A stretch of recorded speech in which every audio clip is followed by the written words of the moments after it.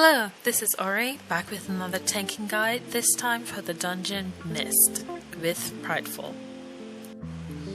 If you have a Night Fae player in your group, they can open this gateway so that you can skip the first two mobs.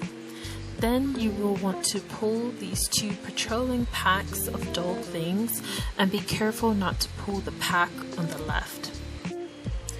You will need to tank the tree facing away from the rest of the group so that her conal attack does not hit anyone. You can also move out of her conal attack. You can skip this next group of ads by CCing the closest one. If you're a demon hunter tank, you can imprison the ad. However, you can also ask a rogue to sap or a priest to mind soothe the ad. Hunters can use freeze trap, or a mage can use polymorph, but then they will need to drop aggro by using feign death or greater invisibility respectively. But I messed up, so my group ended up fighting this group of ads, but they are skippable.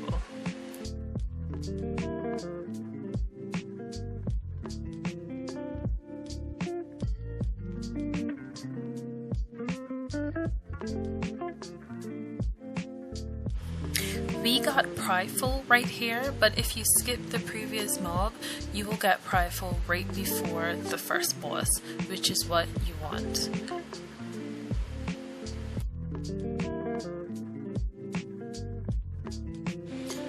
Night Fae can open this side room which has mushrooms that give you a buff for 10 minutes.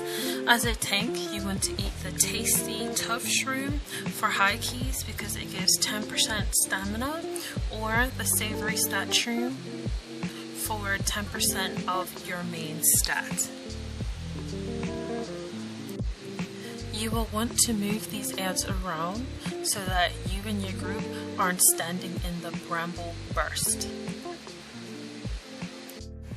To help your healer out, cast a defensive when the ads cast thrashing because it's AoE damage. For the first boss, you want to face the tree away from your group so no one gets hit by bewildering pollen. Also, tank them together for cleave. Focus on the tree, and then when the tree gets angry and controls Ingram, burst on Ingram. Avoid the blue pools as well that will be on the ground. You will need to interrupt Spirit Bolt so that Ingram will move. There is also an unavoidable fear that gets cast, so just pray that you don't walk all over the pools and die. Keep switching back and forth between the tree and Ingram. You may have to do it a couple of times if it's tyrannical, but when it's non-tyrannical weeks and you have Prideful, you should be able to one-phase this first boss.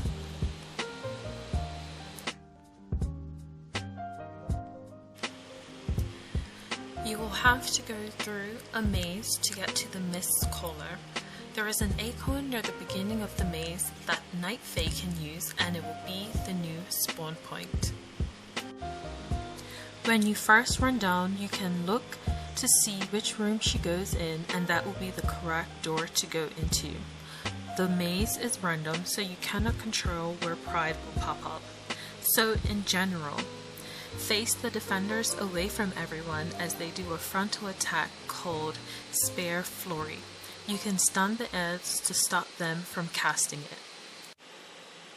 You will want to interrupt and or stun the enemies as much as possible because the Tender heals the group with Nourish the Forest, and Shapers put a shield on others that roots the party when broken. Stingers should be the DPS's first priority because they do a lot of damage. Depending on where the maze takes you, there are 3 different mini-bosses. The Matriarch, which is a dragon, drops a pool that heals anyone in it, so move her out of it. Cast a defensive when she casts Shred Armor. Night Blossom is a thing with 3 heads. It casts Triple Bite, which you can avoid if you take a couple of steps back.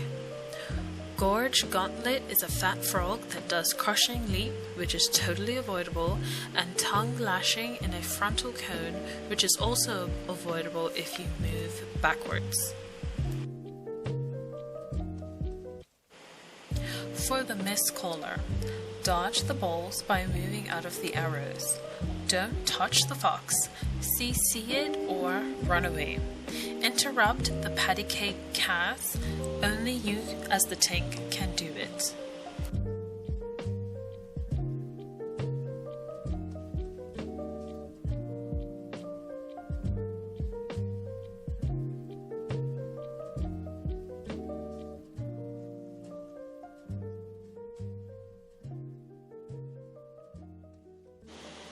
She will also spawn ads with symbols above their heads. The DPS will need to figure out which ad is the correct ad to kill. You can also look at the symbols and help out your DPS if you see that people are confused. If it is an explosive week, you'll want to help out by attacking the explosives, because the more ads there are, the more explosives will spawn.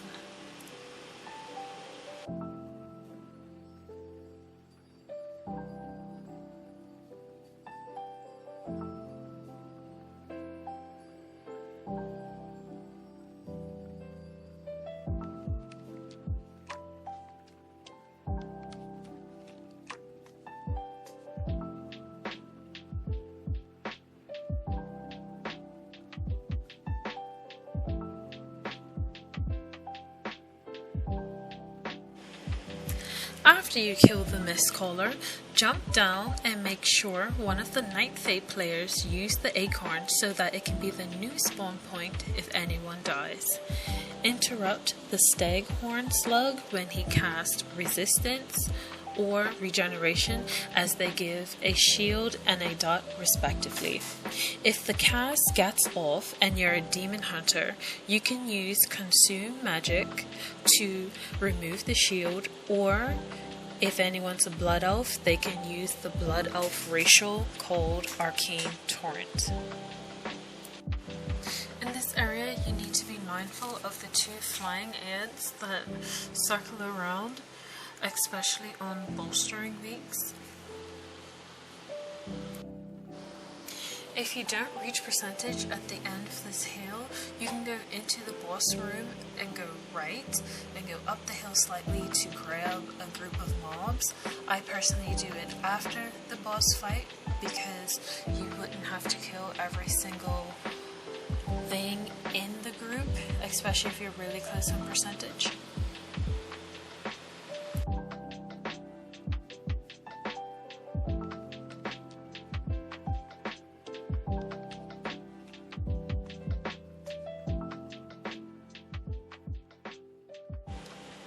For this last boss, interrupt the Parasitic Infestor. If you don't interrupt it, find the DPS and interrupt them to get the parasite off of them. Don't worry about interrupting her consumption. Run away from members that you are mind linked to. Avoid the acid pools on the ground when she casts Acid Expulsion.